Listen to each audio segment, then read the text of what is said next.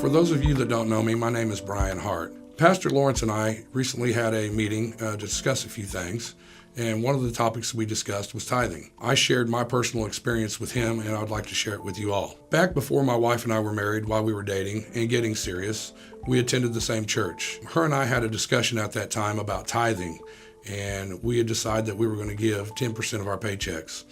It was a huge decision for us at the time, but it was one we wanted to make. We wanted to be biblically aligned in the principle of tithing and start our lives out correctly.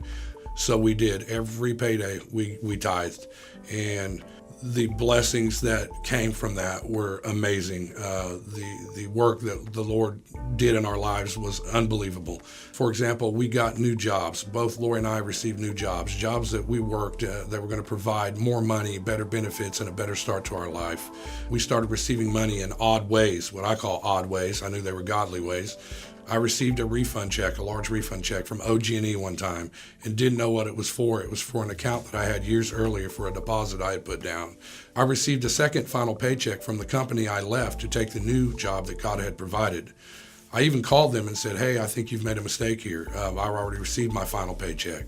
The lady, said, "Give me a moment, I'll be right back." She came back on the phone and said, "You're absolutely right. I did give you a final paycheck, but my books are balanced, so Merry Christmas, enjoy." I thought that was a huge blessing at the time. So during this meeting Pastor Lawrence and I had, he asked me point blank, "How's your giving?" I basically had to look him in the eyes and tell him, I need to do better. So Lori and I have talked it over, and we have decided to set up a recurring payment through the Destiny app earmarked for tithe. The conversation with Pastor Lawrence was kind of the friendly shot in the arm that I needed to jumpstart, get back on track, and do the right thing. So I want to do that for you. I want to ask you, how's your giving? How are you doing in the arena of tithe? Let me be your friendly shot in the arm.